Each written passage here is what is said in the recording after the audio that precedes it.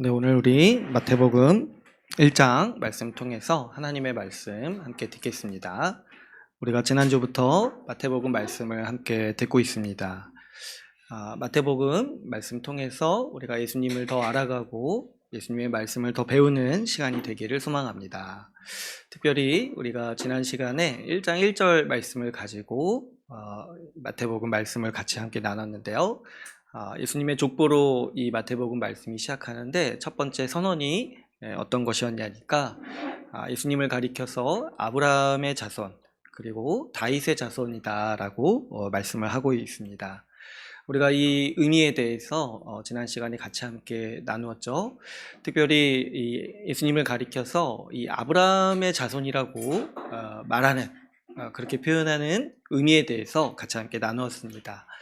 이 말씀은 하나님께서 아브라함에게 약속하신 그 약속이 예수 그리스도를 통해서 이루어졌다라는 의미라고 우리가 같이 얘기를 했죠.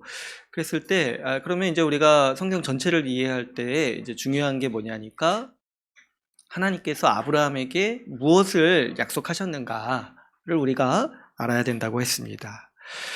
그래서 우리가 지난 시간에 살펴본 것처럼 하나님은 아브라함에게 이 자손을 주시겠다라고 약속하셨는데 그 약속의 그 결국에 내용이 무엇이냐니까 하나님은 이 아브라함의 자손을 통해서 하나님 나라를 회복하시겠다라는 그분의 계획과 의지를 아브라함에게 언약의 형태로서 주셨다라고 우리가 지난 시간에 같이 정리를 했습니다. 그런데 이제 구약만 아는 사람들 입장에서는 이 아브라함에게 하신 약속, 아브라함에게 주신 이 언약을 이해할 때 이 구약만 알면은 마치 하나님은 그 아브라함의 혈통으로 이어진 그 자손들, 그래서 이스라엘 민족들에게 하나님 나라를 주시겠다라고 약속하신 것으로 이해를 한다고 했어요. 그래서 이제 지금 유대인들이 자기들이 선민이다 이렇게 이제 이해하는 그 골자가 뭐냐니까 이 아브라함에게 하신 약속 때문에 그런 거예요. 하나님은 아브라함의 자손에게 복 주시고 땅도 주시고 하나님 나라를 주시겠다라고 약속하셨기 때문에 우리 유대인 민족이 하나님의 백성이다. 정확히 말하면 유대인만이 하나님 백성이다.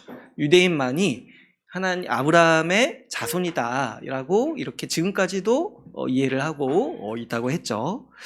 그러나 신약에서는 이거를 완전히 다르게 해석한다고 했어요. 우리가 지난 시간에 나누었던 것처럼 하나님이 아브라함에게 약속하신 거는 물론 이제 그때 당시에는 이삭도 낳게 하시고 또 이삭을 통해서 그 아브라함의 자손이 번성하게 하셨지만 궁극적으로 하나님 마음속에서 이 목적으로 삼고 있었던 건 뭐라고 했어요?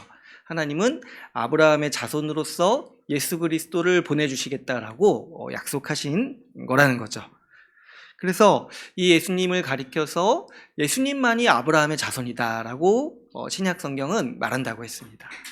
그렇기 때문에 오늘 이제 마태복음 1장 1절에서 예수님을 가리켜서 아브라함의 자손이라고 말하는 것은 무슨 의미라고 했어요?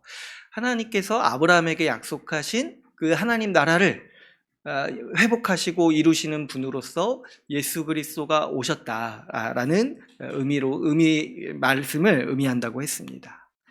또 더 나아가서 이 아브라함의 자손일 뿐만 아니라 다윗의 자손이라고도 이렇게 표현을 한다고 했어요. 이것도 마찬가지로 단순히 뭐 예수님의 뭐 조상이 다윗이다, 예수님이 뭐 족보 있는 집안이다 이런 얘기를 하는 게 아니라고 했죠. 하나님께서 다윗에게 약속하신 바를 예수 그리스도를 통해서 이루신 것이다 라는 이 성경의 어법이라고 했습니다. 그랬을 때 우리가 또 이것도 알아야 된다고 했죠. 그렇다면은 하나님께서 다윗에게 무슨 약속을 주셨는가 했을 때 이것도 우리가 지난 시간에 다윗 언약이라고 해가지고 우리가 같이 함께 살펴봤어요. 뭐 이렇게 많은 얘기를 했지만은 핵심적으로 하나님께서 이 다윗에게 주신 약속이 뭡니까? 다윗에게 자손을 주셔서 그 자손이 영원히 하나님 나라를 다스리도록 하시겠다. 그리고 그 왕을 내 아들로 삼아서 그를 통해서 내 나라를 견고히 세우겠다라는 약속을 하나님께서는 다윗 왕에게 주셨다는 거예요. 그래서 이제 또 이것도 구약만 아는 사람들은 이렇게 또 생각을 하는 거죠. 하나님은 다윗의 왕조를 세우시고 또 다윗 왕조를 통해서 그 이스라엘을 견고히 세우시겠다라는 약속을 주셨다라고 지금까지도 이해를 하고 있는 거예요. 그래서 이제 지난 시간에도 얘기했지만 그 이스라엘 국기를 보면은 그 보신 적 있으시죠? 요즘에 많이 나오니까 그 가운데 그 별이 있잖아요. 그 별을 이제 다윗의 별이라고 부른다고 하죠. 그러니까 이제 다윗 왕조는 옛날에 끊겼잖아요. 그런데 그럼에도 지금까지 이제 유대인들, 시오니즘주의자들이 이제 믿고 있는 바가 뭐냐니까 다윗의 후손이 오셔서 우리나라를 부강하게 하실 것이다. 라는 거를 지금도 이제 소망하고 믿고 있다는 거 아니겠습니까? 그런데 우리가 이제 알다시피 이제 이스라엘은 그 바벨론에 의해서 망했어요. 그래서 그때 다윗 왕조도 끊기고, 그래서 이제 지금까지도 이제 구약만 붙들고 있는 사람들은 지금까지도 이제 언젠가 하나님께서 다윗 왕조를 회복하시고 다윗의 자손을 보내셔서 우리나라를 회복하실 것이다 이렇게 이제 소망하고 있는 거라고 했죠.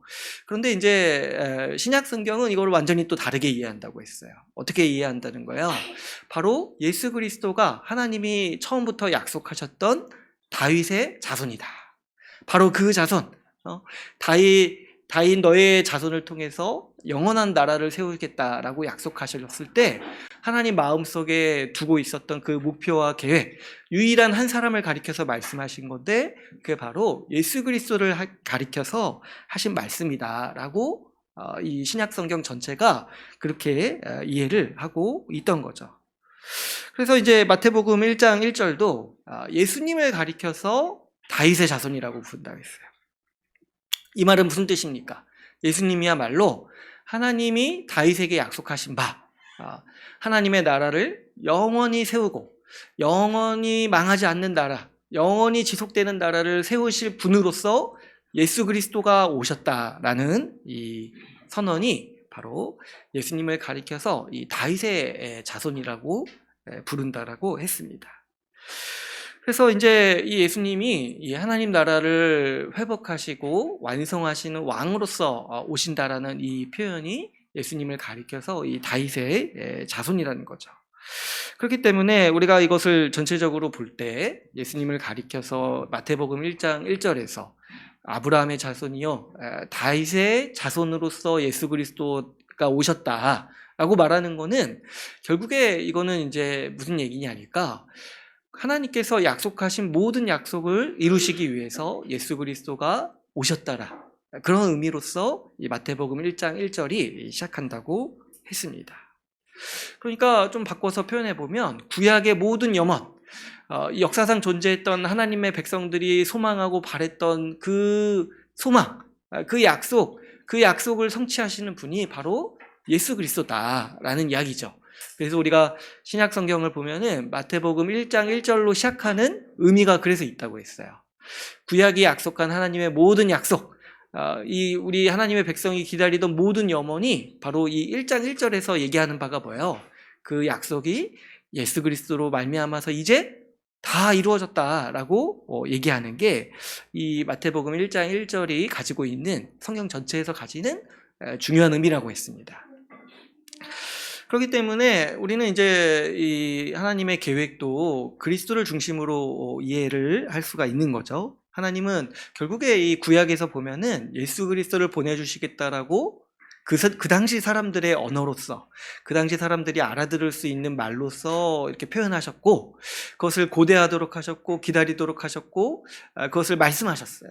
그리고 마침내 그 하나님이 주시려는 최고의 선물 예수 그리스도를 보내주신 이야기가 바로 우리가 이제 살피고 있는 마태복음 그리고 이 신약 성경의 내용이라고 할 수가 있습니다.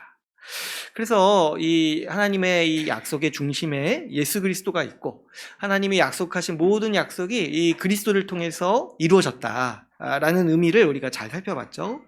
그런데 여러분 이제 이 약속을 우리가 잘 한번 생각해 보면 예수님이 오셔서 하시는 일이 있다는 거예요.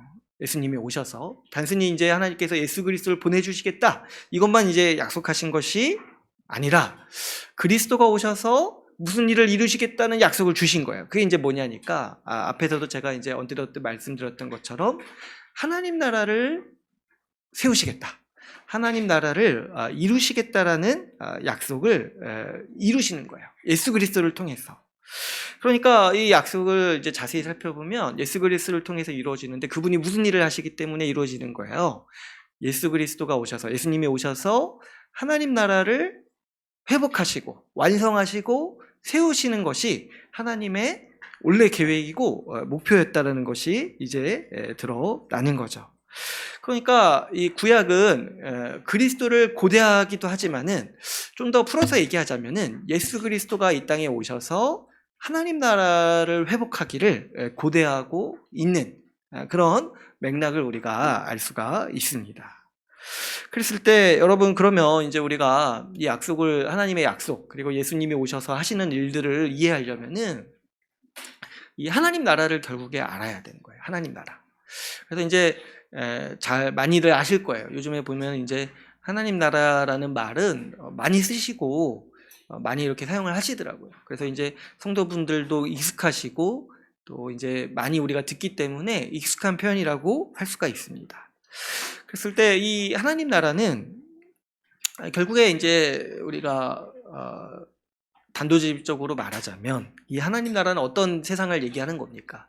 하나님이 이 세상을 만드셨을 때 목표로 했던 세상의 모습인데 어떤 세상을 하나님께서 원하셨냐니까 하나님이 다스리시고 복주시는 세상을 원하시는 거예요. 그러면서 하나님이 다스리고 복주실 때 그 하나님의 백성들이 있어서 하나님의 백성들이 하나님의 통치를 따르고 하나님의 다스림을 따를 뿐만 아니라 하나님을 기뻐하고 하나님을 예배하는 그런 세상을 하나님은 원하셨고 그런 세상을 만드시기 위해서 하나님은 세상을 만드셨다는 거죠. 그래서 하나님께서 이 세상을 만드신 목적 자체가 뭐냐니까 하나님 나라를 세우시기 위해서 만드셨다는 거예요. 그런데 이 하나님께서 이 하나님 나라를 세워가시고 이루어 가시려는 게 이 결국에 성경의 이 구속사의 이 내용인데 이 문제가, 심각한 문제가 하나가 있었죠. 이제 뭐냐니까 하나님은 통치하시고 다스리시고 복주시는 일에는 변함이 없으세요. 그런데 이제 문제는 뭐냐니까 사람이 자꾸 뭐냐니까 하나님의 다스림을 거부하고 하나님과 계약을 맺어도, 하나님과 언약을 맺어도 그 언약도 거절하고 하나님의 통치를 거부하면서도, 그러면서도 어떻게 해요? 어떻게든 또 이 세상에서 살려고 하는 그런 사람들의 문제가 지속적으로 이렇게 일어나고 있는 거죠. 그랬을 때 사실 그러면 이제 하나님 입장에서는 그 계획을 그냥 포기하면 되시잖아요. 그죠? 하나님이 하나님 나라를 만드시려고 했던 그 계획, 사람을 어떻게든 하셔서 이렇게 하나님의 백성 삼으셔서 끌고 가려고 하셨는데 사람이 그것을 지속적으로 거부하니까 그러면 이제 하나님께서는 그냥 이 창조를 취소하시면 됐잖아요. 그냥 없던 걸로 하고 그냥 없애버리면 되시잖아요. 그래서 이렇게 보니까 요즘에 우주 이런 거 보니까 우주 어마어마하게 넓잖아요. 굳이 뭐하러 지구에만 하나님이 이렇게 고집하시겠어요? 그냥 다른 행성에 하나 이렇게 새롭게 시작하시면 되잖아요. 그죠? 그런데 하나님은 그렇게 하지 않으시고 어떻게 하셨냐니까 그래도 이 반역하고 지속적으로 하나님의 통치를 거부하는 사람들을 가지고 어떻게든 이 하나님 나라를 이루려고 애쓰신다는 거예요. 그래서 이 하나님의 백성을 새롭게 만드시고 이 하나님 나라를 세워갈 계획을 진행하시는 게 이 성경에서 펼쳐지는 이 구속사의 이야기라고 할 수가 있습니다. 그리고 그렇게 그 하나님 나라를 이렇게 세워가시겠다라고 약속하셨을 때 그 약속의 내용들이 이제 구약에 담겨 있지만 결국에는 예수 그리스도를 통해서 하나님 나라를 완성하시겠다라는 게 하나님의 계획의 중요 내용인 거죠. 그랬을 때 하나님께서 그 하나님 나라를 세워가시는 그 하나님의 일이요, 우리가 이제 오늘 이 마태복음 1장 이 족보를 짧게 읽었는데 사실 이 족보에도 그 하나님 나라를 향한 하나님의 계획이 담겨 있어요. 그래서 오늘 우리가 그 부분을 이제 함께 다루려고 하는데요.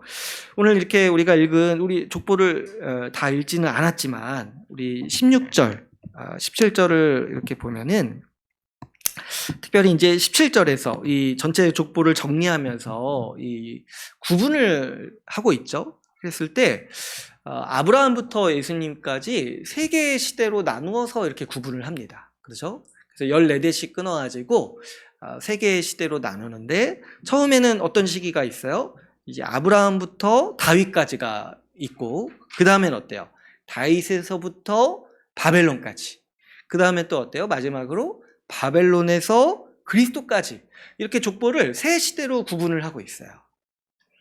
그랬을 때, 이제 여러분들이, 이 다니엘서도 하고, 또 그동안 이제 구속사도 배웠고, 이거를 이제 딱 알고 이 지금 구분을 보면은, 지금 마태복음을 작성한 마태가 이 족보를 통해서 하고 싶은 얘기가 뭔지를 딱 눈치를 챌 수가 있어요. 뭐냐니까, 지금 마태는 이 족보를 통해서 무슨 얘기를 하고자 하는 거예요? 하나님 나라 얘기를 하고 싶어 하는 거예요. 하나님 나라 얘기를. 왜 그렇습니까? 이 시대 구분이 하나님 나라를 하나님께서 전개하신 시대의 구분이거든요. 그래서 우리가 이 시대를 한번 좀 생각을 해보면, 처음에 어떤 시대였습니까? 아브라함부터 다윗까지인 거예요. 아브라함부터 다윗까지. 이게 이제 왜 또 중요하냐니까, 여러분 이제 아브라함은 이 하나님 나라를 향한 하나님의 계획에서 굉장히 중요한 사람이라고 했어요. 왜 그러냐니까, 하나님 나라를 회복하시겠다라는 구체적인 계획을 하나님께서 아브라함에게 말씀하셨기 때문이죠. 그래서 이제 하나님께서 아브라함을 부르셔가지고 땅도 주시고 자손도 주시고 복을 주셔서 결국에 이 아브라함의 후손들을 내 백성으로 삼겠다라고 하나님이 선언하신 거예요. 그래서 이제 어떻게 됐습니까? 하나님께서 이 아브라함의 후손들을 번성하게 하셔서 큰 민족이 되게 하셨어요. 그래서 이스라엘이라는 민족이 되게 하셨고, 또 그 민족이 이제 애굽에서 노예살이 하고 있었는데, 그 노예살이 하던 그 이스라엘 민족을 하나님께서 출애굽의 은혜를 베푸셨어요. 그래서 구원하셔서 이 모세를 통해서 구원하시고, 그러면서 어떻게 하셨습니까? 이제 앞으로 땅을 주실 것이고, 하나님의 법도 그때 주셨어요. 하나님의 법도. 법은 왜 필요합니까? 하나님의 목표가 뭐예요? 나라를 세우시려는 거잖아요. 그러니까 이 하나님의 법에 따라서 살아가야 되는데, 그 법이 무엇인지 가르쳐 주시기 위해서 모세를 통해서 이제 율법을 주신 거예요. 그래서 우리가 이것을 또 모세 언약이라고 이렇게 부른다라고 했습니다. 그래서 이제 이 하나님은 아브라함의 백성들, 아브라함의 후손들, 이 이스라엘 민족을 통해서 법도 주시고, 또 훗날에 그 가나안 땅도 정복하도록 하셔가지고 국가를 이렇게 세우신 거예요. 국가를. 이스라엘이라는 국가를. 그런데 그 하나님께서 아브라함에게 주시기로 하셨었던 그 땅이 있잖아요. 그죠? 가나안 땅을 주시겠다고 하셨는데, 그 땅을 이스라엘 민족이 언제 완벽히 소유하게 되냐니까 다윗 왕 때 소유하게 되는 거예요. 다윗 왕 때. 그러니까 이제 우리가 그 구약에 보면 여호수아가 그 가나안 땅을 정복하는 이야기가 그때 나오잖아요. 근데 이제 그때부터 이렇게 아주 큰 땅은 이제 그때 많이 정복을 했는데, 그때부터 이제 남겨진 땅이 있다고 했죠. 그 남겨진 땅을 언제 완벽하게 이렇게 정복하게 되냐니까 다윗 왕 때에 이르러서 이 하나님이 원래 아브라함에게 약속하셨던 땅을 다 정복하게 되는 거예요. 그러니까 지금 여기 이 시대 구분에서 족보에서 아브라함부터 다윗까지라고 말하는 이유가 있죠. 그게 뭡니까? 하나님 나라가, 하나님께서 아브라함에게 약속하신 그 하나님 나라가 다윗 왕 때 비로소 이 땅에 세워지는 거예요. 이 땅에.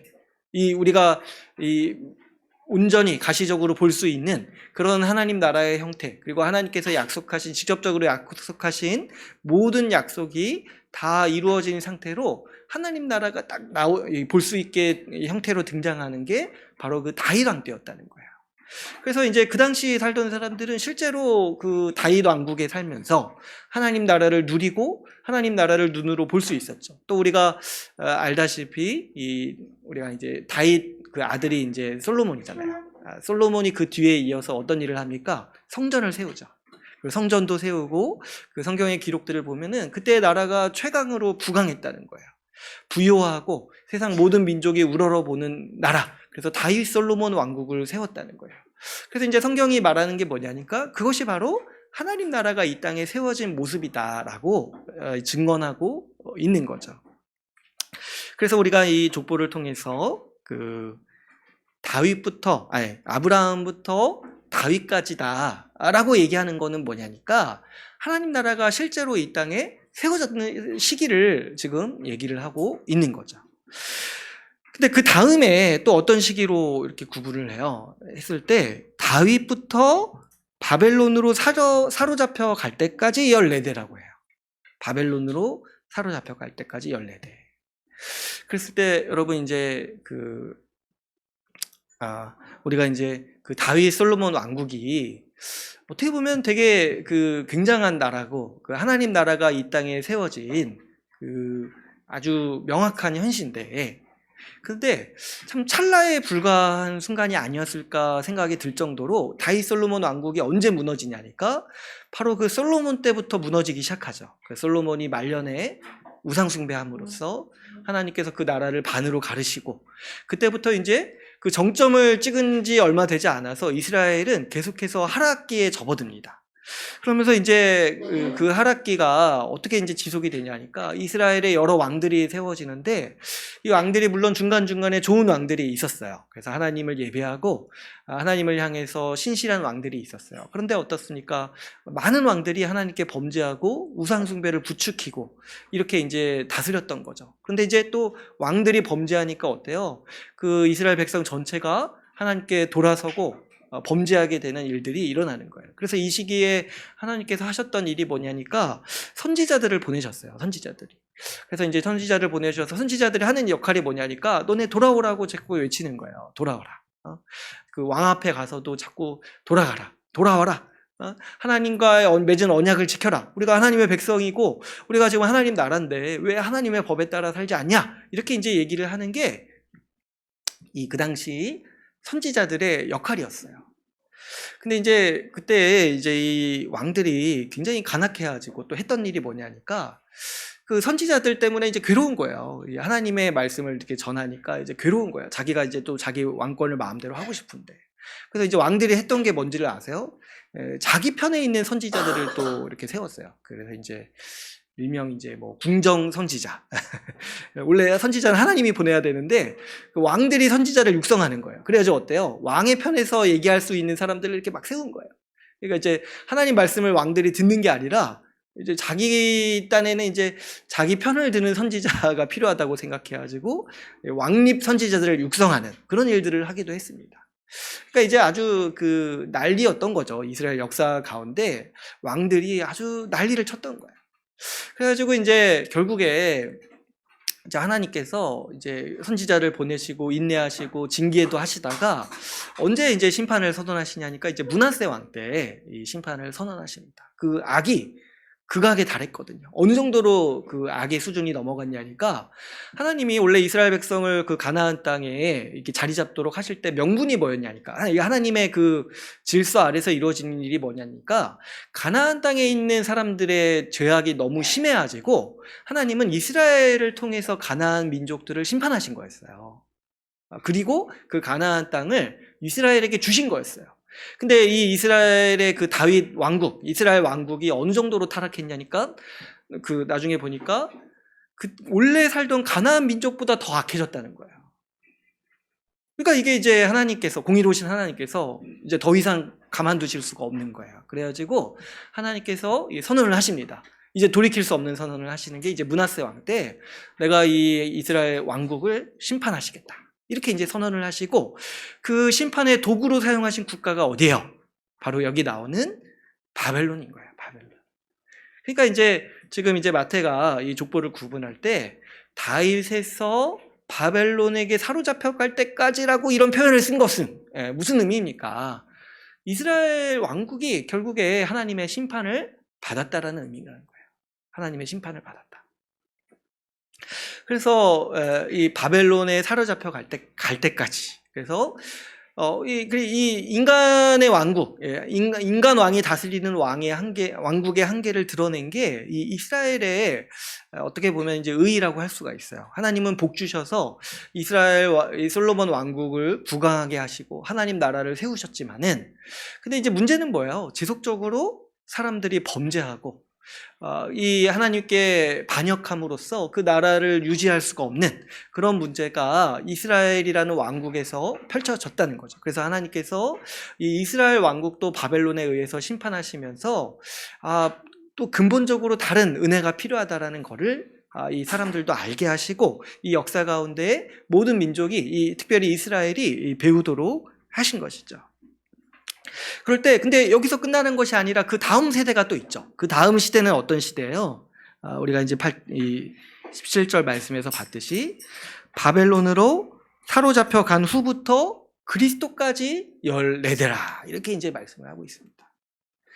바벨론으로부터 사로잡혀 간 후부터 그리스도까지 14대라. 그렇죠, 여러분. 우리가 다니엘서를 전에 했잖아요. 그러니까 여기서 바벨론을 언급하는 이유에 대해서 우리가 잘 이해할 수가 있는 거예요. 바벨론을 왜 언급하냐니까 이게 이제 하나의 역사적인 기점인 거예요.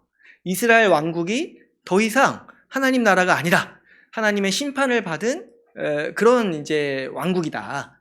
그 기점이 뭐냐니까 이 바벨론인 거예요. 바벨론. 그래서 이제 그 마태가 아주 탁월하게 이거를 이제 잘 캐치해가지고 이 바벨론을 시대 기점으로 삼은 거예요. 시대 기점으로. 근데 이제 하나님께서 그렇다면 바벨론 이후에 하나님 나라를 포기하셨는가? 그렇지 않죠. 바벨론 이후에 하나님께서 주신 말씀들이 뭐예요? 에레미야나 에스겔을 통해서 새 언약을 맺겠다 말씀하셨기도 하셨고, 우리가 살펴본 다니엘서 말씀을 통해서 어떤 말씀을 주셨습니까? 하나님께서 영원히 망하지 않을 나라를 세우시겠다라고 이 시기에 지속적으로 말씀을 주시는 거예요. 그래서 이제 하나님의 계획에 있어서 이스라엘이라는 왕국은 그 기능을 다 했어요. 그 역할을 다 했어요. 그러나 그럼에도 불구하고 하나님은 이때부터 어떤 메시지를 지속적으로 주시냐니까 이제 곧 하나님께서 영원한 나라를 완성하시겠다. 이전에 다윗 솔로몬 왕국보다 더 큰 영광을 가진 나라를 하나님은 이 땅에 세우시겠다라는 약속을 주신다는 거예요. 그래서 이제 우리가 다니엘서를 살펴봤듯이 그 다니엘을 비롯한 이스라엘 민족들이 하나님의 백성들이 이때부터 뭘 소망하는 거예요? 지금 현실은 계속해서 그 바벨론과 그 뒤에 일어나는 뭐 페르시아, 그 다음에 뭐 로마 이런 제국들의 이런 속국과 지배를 당하고 있지만 하나님의 약속을 믿는 거예요. 뭐냐니까 하나님께서 곧 하나님 나라를 완성하시겠다. 하나님 나라를 이 땅의 영원한 나라로서 세우시리라는 그 하나님의 약속이 이 시기 가운데 주어졌기 때문에 그 영원한 나라를 소망하고 있는 시기가 바로 이 바벨론 포로 이후의 시기라는 거예요. 그런데 마태는 지금 이 시기가 언제 끝난다라고 얘기를 하고 있습니까? 바벨론으로 사로잡혀간 후부터 그리스도에서 마무리가 된다라고 이렇게 말씀을 하고 있는 거죠. 그러니까 이 말씀은 그러면 어떤 말씀이에요? 하나님이 이 시기 가운데 약속하셨던 그 하나님 나라, 그 영원한 나라가 바로 예수 그리스도에 의해서 완성된다라고 얘기하고 있는, 이게 이제 이 족보의 언어를 통해서 마태가 이 마태복음 전체의 내용을 요약하고 암시하고 있는 부분이라고 볼 수가 있습니다. 그래서 지금 이 17절의 이 짧은 말씀은 이 하나님의 계획이 구약에서부터 이렇게 쭉 이루어져 왔는데 결국에 궁극적으로 하나님 나라가 예수 그리스도에 의해서 완성된다라고 지금 이 마태복음 17절에서 말씀을 하고 있는 거죠. 그래서 우리가 이제 마태복음 내용을 이제 살펴보다 보면은 어떻게 보면 이 마태복음에 나오는 1장의 이 족보가 마태복음 전체의 예고편과 같은 역할을 하는 거예요. 그래서 마태복음을 우리가 읽다 보면은 예수 그리스도로 시작된 하나님 나라, 예수 그리스도로 완성된 하나님 나라에 대해서 굉장히 많이 자세하게 설명하고 있는 모습을 볼 수가 있습니다. 그런데 이제 아주 흥미롭게도 이 마태복음은 하나님 나라라는 표현을 쓰지 않아요. 뭐라고 이제 얘기를 하냐면 천국이라고 얘기를 해요. 많이 들어보셨죠? 천국. 그러니까 이제 우리가 그 천국이라고 이렇게 부르는 표현이 성경에 어디 나오냐니까 마태복음에 나오는 표현이에요. 마태복음에. 그리고 거의 마태복음에만 나온다는 놀라운 사실이 있어요. 이 천국이라는 표현이. 근데 이제 그래서 왜 마태복음이 하나님 나라를 천국이라고 부르는지 좀 우리가 알 필요가 있겠죠. 그래서 이제 이것도 이제 우리가 이 천국이라는 단어가 이제 한자어잖아요. 이제 하늘천 이렇게 써가지고 이제 그렇게 부르는 거잖아요. 근데 이제 직역을 하면은 이제 하늘들의 나라인 거예요. 하늘들의 나라. 직역을 하면 이제 마태복음에서도 하늘의 나라, 하늘들의 나라 이렇게 이제 직역을 할 수 있는데 하필 이제 이거를 이제 우리나라의 한자어에서 부르는 표현이 천국이라는 표현이 있어가지고 그거를 그냥 이렇게 번역어로 이렇게 갖다 이렇게 붙여버린 거예요. 이제 그러다 보니까 약간의 이제 약간은 아니고 좀 심각한 오해가 우리 한국 교회 가운데 있어요. 왜냐니까 우리가 천국이라고 생각할 때는 어떤 한 개념을 얘기를 하는 거 있죠. 우리는 이제 우리의 어떤 토종 종교라든가 미신이라든가 이런 세계관에서 천국이라는 개념이 이미 있어요. 뭐냐니까 옛날에 보니까 뭐 옥황상제도 있고 그래서 옥황상제가 어디 있냐니까 저 구름 위에 하늘 위에 있는 나라에 있다라는 거야. 그래가지고 이제 우리가 천국이라고 할 때는 자꾸 어떤 생각을 하게 되냐면 하늘 위에 어떤 세상이 있다거나 아니면 여기가 아니라 다른 어떤 뭐 영적인 세상이 있다라고 생각하게끔 그 천국이라는 단어가 이미 그 개념을 가지고 있다는 거죠. 그런데 사실은 이제 마태복음에서 천국이라고 할 때는 완전히 다른 개념이에요. 완전히 다른 개념. 그러니까 마태는 왜 하늘들의 나라, 천국이라고 이 하나님 나라를 불렀냐니까 원래는 하나님 나라라고 불러야 되는데 그 마태도 유대인이고 이 마태복음이 특별히 이제 유대인들을 대상으로 쓰여졌다고 해요. 근데 이제 유대인들을 보면은 그 하나님의 이름을 부르는 걸 좀 어려워하잖아요. 그죠? 예전에 우리 그 고대 사회에서 이제 뭐 황제 이름 잘 부르지 못하게 했던 것처럼 하나님의 이름을 부르는 것들을 이제 어려워했기 때문에 그거를 에둘러서 표현할 수 있는 방법이 필요했어요. 그래서 이제 하나님을 에둘러서 표현하는 방법 중에 하나가 하늘이라고 부르는 거예요. 하늘. 근데 왜 그러냐니까 그렇다고 해서 뭐 하나님께서 하늘에 계시다고 했을 때 실제로 뭐 저기 뭐 구름 위에 계신다고 그렇게 얘기하는 게 아니라 하늘은 뭐예요? 하나님의 통치 보좌를 얘기를 하는 거예요. 통치 보좌. 그래서 이제 예수님이 승천하셨다. 하늘 위에 올라가셨다. 이게 무슨 말이냐니까 하나님의 통치 보좌에 앉으셨다는 말이에요. 실제 하늘에 계시다는 게 아니라. 그래서 이 마태복음에서 천국, 하늘의 나라라고 이렇게 표현을 할 때는 하나님이라고 불러야 되는데 뭘 가리키는 거예요? 하나님이라고 부르기가 어려우니까 하나님이라는 그 단어 자체를 쓰기가 어려우니까 하나님이 보좌에 앉아 계시는 그 하나님의 통치 보좌를 부르는 표현인 거예요. 통치 보좌. 그러니까 하늘의 나라, 하늘들의 나라, 천국은 무슨 의미예요? 하나님이 다스리시는 나라라는 뜻이라는 거예요. 이해가 가세요? 그러니까 우리가 생각하는 것처럼 저기 뭐 구름 위에 있는 세상 아니면 뭐 우리가 죽어서 가는 영적인 세상 이런 걸 가리키는 표현이 아니라 하늘들의 나라, 천국은 뭐예요? 하나님이 다스리시는 세상이다 라는 의미로서 마태복음은 천국이라고 부른다는 거죠. 그래서 우리가 이런 이제 개념 전환을 빨리 해야 되고 아주 근본적으로 해야 됩니다. 우리는 자꾸 이렇게 천국이라는 표현을 이렇게 쓰면서 뒤에서도 제가 좀 말씀을 드리겠지만 너무 큰 오해를 많이 하고 있어요.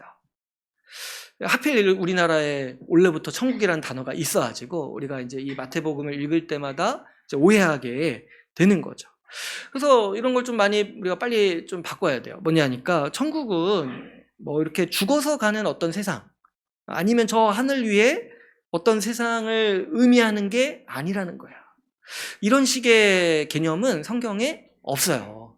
천국은 뭐냐니까 이 땅에서 하나님이 이루고자 하는 세상의 모습이라는 거예요. 어떤 세상이요? 앞에서도 제가 말씀드렸지만 하나님이 다스리시고 그 하나님의 백성이 하나님의 말씀에 순종하고 하나님을 예배하는 그런 세상을 가리켜서 이 땅에서 하나님이 이루고자 하는 그 세상의 모습을 가리켜서 마태복음에서는 특별히 천국이라고 부르고 다른 성경에서는 어떻게 부른다고요? 하나님 나라라고 부른다는 거예요. 하나님 나라. 그래서 이제 마태복음에서 이 1장 17절에 지금 이제 얘기하고자 하는 바가 뭐냐니까 그 하나님 나라, 이 천국이 바벨론에게 포로로 잡혀갈 때부터 예언이 되었다가 이제 언제 완성됐다고 얘기를 하고 싶은 거예요. 바로 예수 그리스도를 통해서 이제 천국이 이 땅에 임했다. 천국이 이 땅에 회복되고 완성되었다. 얘기를 지금 마태복음은 이 예고편에서 넌지시 하고 싶은 거예요. 그래서 이제 이 마태복음에 천국에 대한 얘기가 많이 나오는 게 뭐냐니까 이걸 지금 우리한테 얘기하고 싶은 거죠. 예수님을 통해서 천국이 시작되었다. 예수님을 통해서 천국이 이 땅에 임했다. 예수님을 통해서 우리가 지금 천국에 들어간다라고 이 마태복음은 우리 가운데 얘기하고 있는 것입니다. 그래서 우리가 이제 이 마태복음을 시작하기에 앞서서 우리는 이 오해를 반드시 바로잡을 필요가 있습니다. 우리가 이제 이 성경을 오해하기 때문에 이 사람들이 이 천국에 대해서 아주 이 성경과 상반되는 개념을 가지고 있어요. 특별히 이제 좀 굳이 분류를 해보자면은 두 가지 측면에서 큰 오해가 있습니다. 먼저는 이제 뭐예요? 제가 방금 말씀드렸다시피 천국을 자꾸 여기가 아니라 다른 세상이라고 생각을 하는 거예요. 죽어서 가는 어떤 세상. 그래가지고 저도 이제 학교 다닐 때 학생 때 자꾸 이런 식으로 구원의 확신을 확신하는 거예요. 너 오늘 밤 죽으면 천국에 갈 수 있냐? 근데 또 이거 뭐 함부로 폄하할 수 없는 게 어떤 분들은 이 말 때문에 또 회심했다고 하는 거예요. 내가 구원의 확신이 없다는 거를 돌이키고 내가 제대로 믿어야겠다. 이거 이 말 때문에 또 회심한 분들도 있기 때문에 폄하할 수는 없죠. 그런데 그렇게 말할 때 어느 일정 부분에 있어서 복음을 훼손하고 있다는 것도 우리가 알아야 돼요. 왜냐니까 죽어서 천국 간다는 거는 성경에 없는 개념이에요. 다른 종교에서 말하는 교리예요. 죽어서 천국 간다는 게. 성경에는 그런 말이 없습니다. 죽어서 천국 간다는 말이 없어요. 그래서 제가 이거 옛날부터 한 8년 전부터 얘기하고 있는데 아무도 저한테 목사님 여기 있는데요 이렇게 하신 분이 없는 거 보니까 더 저는 확신을 가지고 얘기할 수가 있습니다. 성경에 그런 말이 없어요. 이건 다른 종교예요. 죽어서 천국 간다고 얘기하는 거는 앞으로 그냥 그렇게 생각하세요. 저분은 기독교가 아니구나. 저분은 약간 기독교랑 그 토속신앙이 혼합된 그런 종교를 믿고 있는 거예요. 그런 개념은 성경에 없습니다. 죽어서 가는 세상, 천국을 얘기하지도 않고 그런 어떤 이제 그런 식의 구원은 얘기하고 있지 않은 것이죠. 천국은 언제나 지금 이 땅에서 하나님이 이루시는 세상을 의미하는 거예요. 성경의 관점 그리고 하나님의 뜻은 뭐냐면 우리가 살아가는 이 삶에서 천국을 세우고자 하시는 거예요. 누구를 통해서요? 예수님을 통해서. 예수님을 통해서 그 천국이라는 세상을 만들기를 원하시고 이 땅에서 그리고 우리가 그 천국의 삶을 누리도록 하신다는 거예요. 그러니까 죽어서 천국 간다는 말은 틀렸죠. 예수님은 우리가 살아서 천국을 누리도록 하고 싶으신 건데 살아서는 지옥에 있다가 죽어서 천국 가면 그게 뭐냐는 거예요. 그런 게 없다는 거예요. 그런 게 없다는 거예요. 또 이 시기에 대한 천국의 어떤 그 장소에 대한 혼란이 있는가 하면은 그 천국 자체에 대해서도 혼란이 있어요. 이게 좀 약간 이렇게 서로 섞여 있는데 여러분 이제 천국이 어떤 곳인가 이제 생각을 해보면 사람들이 생각하는 천국의 이미지가 있죠. 여러분 천국이라고 하면 딱 뭐부터가 떠오릅니까? 그냥 이제 막연히 좋은 곳, 그냥 이제 막연히 좀 내가 만족되는 곳, 그냥 막연히 이렇게 좋은 곳 이런 생각을 많이 하게 되잖아요. 그래서 이제 가끔 뭐 영화 같은 데도 보면 옛날 영화에는 뭐 천국도 많이 묘사하고 막 천사들이 나오고 그런 영화도 옛날에 있었는데 그런 거 보면은 이렇게 막 묘사하는 게 그런 거예요. 막 하늘 위에서 이렇게 날개를 가지고 막 날아다니면서 내가 하고 싶은 거 마음대로 할 수 있고 내가 원하는 게 막 이루어지는 세상. 그런 게 이제 천국이라는 거예요. 그러니까 이렇게 천국을 좀 한마디로 하면 우리가 생각하는 은연중에 생각하는 그 천국의 이미지를 한마디로 하면은 내 뜻이 이루어지는 세상, 내 마음대로 내가 만족되는 세상을 우리는 은연중에 천국이다 이렇게 이제 얘기를 한다는 거예요. 그죠? 여러분 우리 이제 한국말에도 그냥 이렇게 기분이 딱 좋으면 이런 표현들 쓰잖아요. 천국 같다 이런 표현을 쓰잖아요. 그럴 때 내가 천국을 뭐라고 생각하고 있는지 한번 통찰해 보세요. 내가 천국을 뭐라고 하고 있는지. 저는 예전에 어디서 그런 얘기를 많이 들었냐면 제가 옛날에 그 에어컨 공장에서 일한 적이 있어요. 에어컨 공장에서. 근데 이제 그 덥잖아요, 여름에. 근데 에어컨 공장인데 에어컨을 안 틀어줘요. 만드는 곳이어가지고 에어컨을 안 틀어줘가지고 덥잖아요. 근데 제가 이제 좀 어디 이렇게 픽업이 돼가지고 그 자재를 관리하는 곳에서 이제 제가 일을 했던 적이 있어요. 근데 이제 자재는 또 귀하니까 거기는 에어컨을 틀어줘요. 사람보다 자재가 귀하니까 에어컨을 틀어줘요. 그래서 제가 거기서 근무해서 저는 이제 좀 편했죠. 근데 이제 사람들이 이렇게 공장 그 라인에 있다가 자재과에서 자재를 받으러 오잖아요. 그럼 이제 더운 데 있다가 에어컨이 틀어져 있는 이곳에 딱 오니까 사람들이 들어오자마자 하는 곳이 하는 말들이 뭐라 하는지 아세요? 야, 천국 같다. 이렇게 얘기를 하는 거예요. 천국 같다. 네. 천국은 에어컨이 있는 곳이라고. 우리 곧 이제 여름이 이제 시작되니까 지옥을 이제 영화하는데 에어컨을 통해서 우리가 또 천국을 경험하겠죠. 근데 이제 그 표현 자체가 제가 가끔 생각이 나는데 그 얼마나 재밌는 표현인지 몰라요.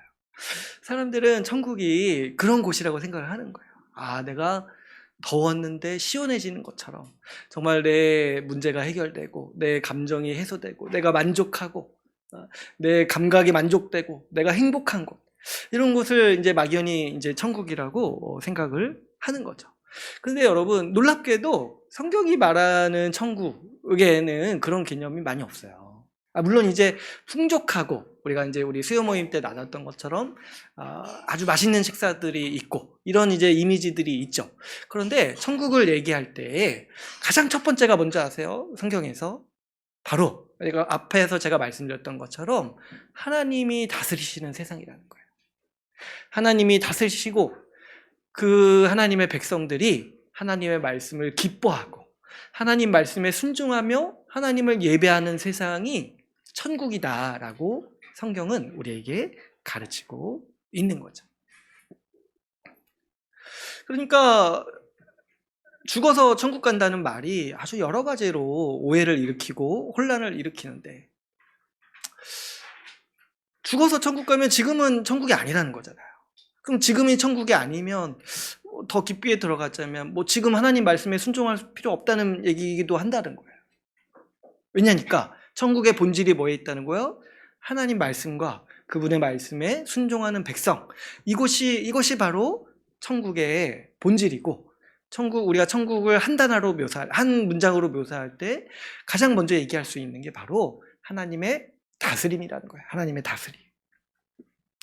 그랬을 때 이런 천국에 대한, 하나님 나라에 대한 이 성경의 가르침을 생각해 볼 때, 여러분, 우리가 자꾸 이렇게 천국을 죽어서 가는 세상이라고 생각을 하고, 천국을 생각할 때마다 그냥 내 뜻이 이루어지고 내 감정이 만족되고 내 문제가 해결되는, 막연히 이제 그렇게 생각하는 이런 개념, 이런 신념들을 생각해 보면, 여러분, 우리가 지금 문제가 심각한 거죠. 어쩌면 우리는 기독교가 아니라 다른 종교를 믿고 있는 거예요.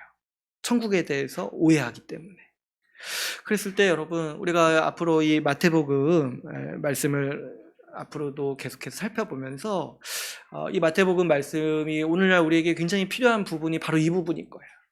우리가 이 천국에 대한 잘못된 지식, 잘못된 이미지, 이런 것들을 빨리 바꿔야 되고, 이 마태복음의 말씀을 통해서 우리가 하루빨리 교정할 뿐만 아니라 우리는 오히려 이 성경이 말하는 천국의 모습을 올바로 알아서 그 성경적 천국, 좀 표현이 이상한데 성경적 교회만 얘기하다가 맨날 성경적 천국, 이 개념을 우리가 받아들여서 우리가 이 천국을 소망하고 지금 우리가 살면서도 천국 백성으로 살아가기 위해서 힘써야 되는 거죠. 그래서 우리가 이 마태복음을 통해서 우리가 이제 예수님이 이루신 천국의 모습이 어떠한지를 우리가 앞으로 배워나갈 거예요. 그래서 이 천국이 우리가 죽어서 가는 어떤 세상이 아니라 바로 지금 여기서 우리가 하나님 나라, 하나님 말씀을 따라서 누리는 세상이라는 것을 우리가 명확히 알아가야 됩니다.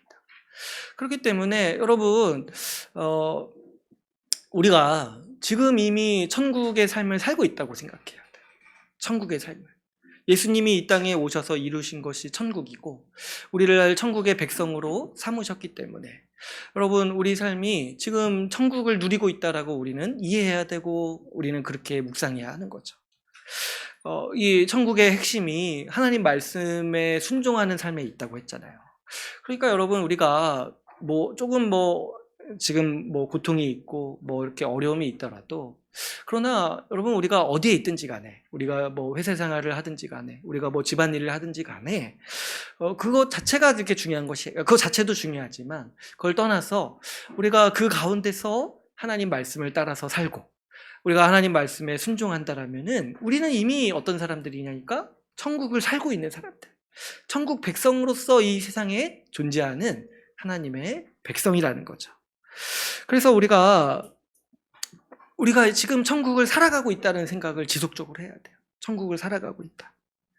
왜 그러냐니까 이 천국에 대한 오해가 우리의 신앙을 심각하게 훼손하고 있기 때문이죠. 그죠? 앞에서도 제가 말씀드렸지만 많은 사람들이 천국을 죽어서 가는 세상이라고 생각하기 때문에, 그래서 뭐예요? 오히려 천국에 대해 관심이 없어요. 왜 그러냐니까 죽음 자체를 생각을 잘 안 하잖아요. 죽음 자체를 잘 생각을 안 하니까 죽어서 가는 어떤 세상에 대해서도 뭐 이렇게 뭐 생각하고 싶겠습니까? 그러니까 관심도 없고 소망하지를 않아요. 왜 그렇습니까? 천국을 소망한다고 말을 못해요. 그러면 죽어야 되니까. 말을 못해요. 그러니까 이제 참 아이러니하죠. 그 성경의 우리 믿음의 선배들은 다 천국을 소망하면서 살았는데 우리는 천국은 왠지 껄끄러운 거예요. 왜냐하면 죽음을 통과해야 되니까.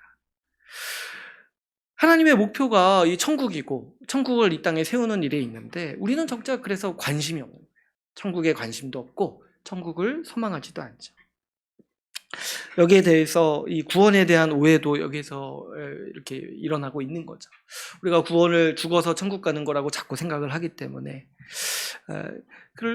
그런 이제 오해들이 이제 자꾸 생기는데, 근데 이제 이 천국이라는 게 앞에서도 제가 말씀드렸지만 단순히 뭐 내가 기분이 좋고 내가 뭐 이렇게 만족되고 이런 세상을 말하는 것이 아니라 하나님이 다스리시고 우리가 하나님의 다스림을 기뻐하고 순종하는 그런 세상을 말한다고 했습니다.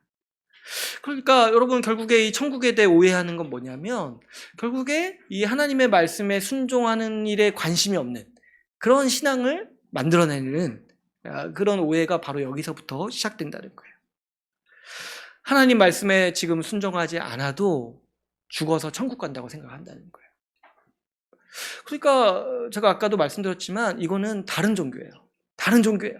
기독교가 아니라 가독교예요. 가독교. 예수님이 말씀하신 적 없는 천국을 자꾸 믿고 의지하고 있는 거예요. 예수님은 지금 예수 그리스도 복음을 믿고 지금 천국 백성으로 살고 지금 천국을 누려라 이렇게 말씀하시는데, 우리는 자꾸 이렇게 말하는 거예요. 저는 지금 순종하지 않겠습니다. 그러나 죽어서 천국에 가겠습니다. 이렇게 얘기하는 거랑 똑같다는 거예요. 이런 엉터리가 어디 있습니까? 왜 우리가 이렇게 희한한 종교를 가지게 됐는지 모르겠어요. 우리가 이렇게 이 천국에 대해서 오해하다 보니까 결국에 우리의 삶에 지금 남는 것이 뭐냐면 자꾸 이 순종에 대해서 오해하게 되는 거예요. 우리 그냥 일반적으로 많은 분들이 하나님 말씀을 어려워하고 하나님 말씀에 순종하는 삶 자체를 어려워하고 무겁다고 생각하고 이게 막 싫다고 생각해요. 그래서 이제 이 순종에 대한 얘기도 많이 안 하고 순종하라고 하나님 말씀을 따라 살자 이 겉면의 말도 많이 없는 게 요즘 우리의 현실이죠. 그러나 여러분, 곰곰이 잘 생각해 본다면 우리가 지금 우리 주님의 말씀이 무겁고 불편하다라면 사실 천국에 대해서 기대할 수 있는 바가 없습니다. 왜 그렇습니까?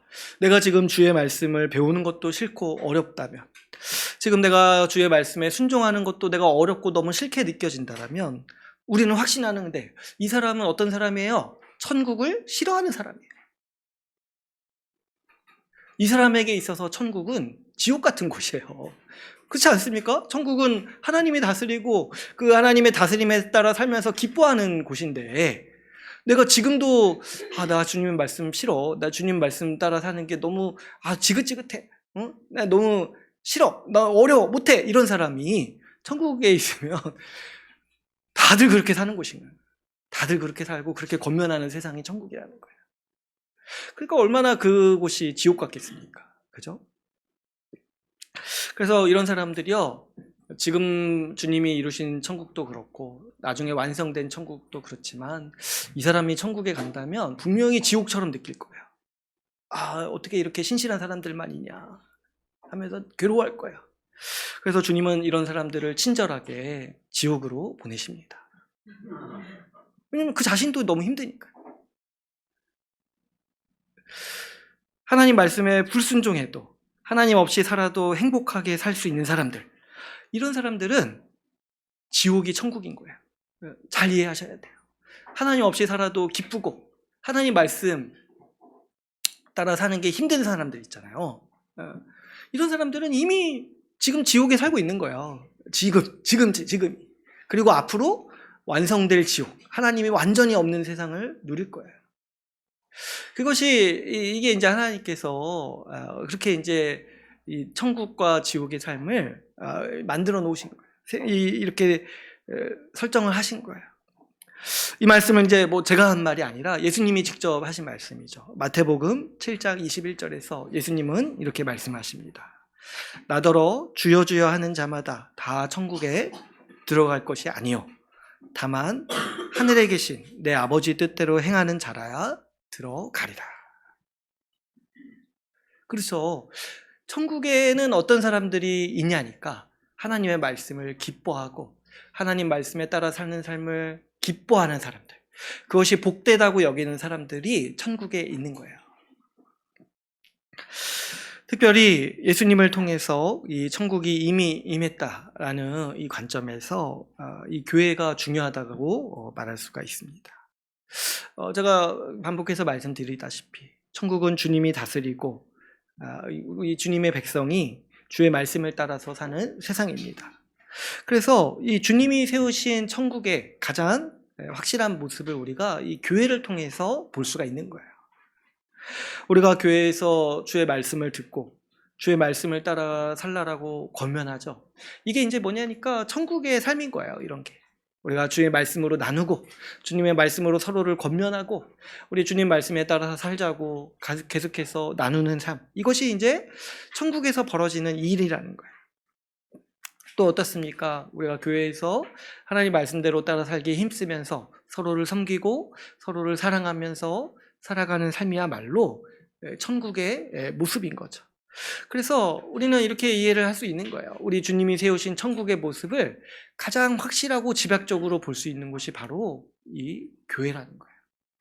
그래서 제가 언젠가 그런 말씀도 드린 적이 있어요. 우리 자라나는 아이들이 완성된 천국의 모습에 대해서 궁금해할 때 우리가 뭐라고 말할 수 있어야 되냐면 우리 교회 같은 곳이라고 말할 수 있어야 돼요. 우리 교회 같은 곳이라고 말할 수 있어요. 그렇죠? 그랬을 때 그게 이해가 되고 더 소망이 되고 기뻐해야 돼요. 근데 이제 어떤 분들은 그러면 안 가고 싶다 이렇게 말씀하시는 분들이 있을 수 있어요. 그러니까 그런 분들은 잘 생각해야 돼요. 지금 내가 이미 지옥에 있다는 생각을 해야 돼요. 이미 지옥에 있어요. 하나님 말씀이 싫고 하나님의 통치가 너무 싫어. 그게 나를 너무 억압하는 것 같아. 그러면 이제 그거 자체가 지옥의 삶이라는 거예요. 지금 지옥의 체험판을 누리고 있다는 걸 좀 본인이 아셔야 돼요. 그러나 여러분, 이 완성된 천국은 이러한 교회의 모습이 더 완전하고 확장해서 나타나는 형태라는 거예요. 우리 예수님이 다시 오셔서 이 천국, 이 땅에 이미 세우신 천국을 완성하실 때 우리가 교회로 살면서 누렸던 복이 더 확장되고 더 깊어지는 모습으로 나타나는 거예요. 우리가 하나님의 말씀을 더 잘 이해하게 되고 주의 말씀에 더 깊은 이해에 도달해서 말씀에 따라 사는 삶도 더 깊어지는 삶, 그것이 바로 우리가 앞으로 완성될 하나님 나라, 예수님이 다시 오셔서 우리에게 주실 세상의 모습이라는 거죠. 그래서 여러분, 우리가 주님 다시 오시면은 우리가 아마 깜짝 놀랄 거예요. 왜 그러냐니까 우리가 교회에서 누렸던 거 거기서 더 하는 거예요. 그죠? 우리가 교회에서 주일 예배 이렇게 드리잖아요. 그때 우리 주님 오시면은 더 깊어지고 확장된 예배를 드릴 거예요. 우리가 교회에서 말씀 공부도 하고 GBS도 하잖아요. 우리 주님 오시면은 더 깊이 할 거예요. 더 깊이 할 거예요. 그리고 우리 주님 또 얘기하신 게 처음 된 자가 나중 된 자 이런 것도 있다고 하셨으니까 지금은 내가 말씀 가르치고 있는데 그때 가서는 듣고 있던 사람이 더 이렇게 믿음이 좋아져가지고 내가 배울 수도 있어요. 지금에서는 제가 지금 목사지만은 그때 가서 제가 여러분들한테 또 배울 수도 있는 거예요. 나중되고 해가지고 배우는 자의 위치에 이제 얘기할 수 있는 거죠. 그때 가서 우리가 더 주의 말씀을 온전히 이해하고 또 뭐가 또 있냐니까 주님 말씀에 순종하는 힘이 더 강해지는 거예요. 더 강해지는 거예요. 그래가지고 마음으로부터 더 완전하게 순종하려고 하고, 그리고 순종하자고 더 애를 쓰고 더 그것을 기뻐하고 복되게 여기는 그런 시대를 우리가 맞이하게 될 것입니다. 그래서 여러분, 우리가 이렇게 교회로 살아가고 또 하나님 말씀을 배우고 또 하나님 말씀에 따라 살려고 애쓰는 그 모든 삶이 뭐냐면, 우리가 이미 천국 백성이고 우리가 이미 천국의 삶을 살고 있다라는 성경의 가르침이라는 거죠. 여러분, 주님이 우리를 구원하셔서 우리를 하나님의 백성으로 맞이해 주신 겁니다. 그래서 우리를 구원하실 때 우리에게 성령을 주셔가지고 우리 안에 하나님의 말씀을 사랑하고 순종하고자 하는 열망을 우리에게 주셨습니다. 그렇기 때문에 여러분, 우리는 예수 믿음으로써 이미 그 하나님 나라에 들어가서 천국의 삶을 살아가는 천국 백성임을 우리가 명심하면서 살아가야 하는 것이죠. 그래서 여러분, 우리가 이 마태복음의 말씀, 앞으로 이 마태복음 말씀 통해서 이런 얘기를 자주 하고 싶어요. 천국이 이미 시작됐고 우리가 이미 천국 백성이다. 천국의 모습이 다른 어떤 것이 아니라 우리가 하나님의 말씀을 따라서 주님 말씀 붙잡고 살아가는 삶 그 자체가 천국의 삶이라는 거죠. 주님이 또 어떻게 하십니까? 순종하는 자에게 복을 주세요. 왜 그러냐니까 이 하나님의 말씀이 다 지혜의 말씀이잖아요. 우리 하나님이 만드신 세상에서 하나님의 뜻에 따라서 살아갈 때 우리는 하나님의 지혜를 가지고 이 세상을 살아가는 겁니다. 그랬을 때 우리에게 천국의 복, 하늘의 복이 우리 하나님의 백성에게 주어지는 거죠. 왜 그렇습니까? 우리 마음의 중심에 주의 말씀이 심어져 있기 때문이죠. 주의 말씀을 배우고 이해할 뿐만 아니라 우리 주님의 말씀에 따라서 살아가려고 하는 그 기쁨, 열망이 있기 때문에 주님은 우리에게 그런 복을 주셨어요. 그게 바로 구원받았다고 얘기하는 거예요. 주님 믿고 이제 천국의 삶을 살기로 그렇게 결정하고 우리 주님의 인도를 따라서 교회에 들어온 자들을 하나님 예수님은 천국 백성으로 삼아주셔서 우리에게 복을 베푸십니다.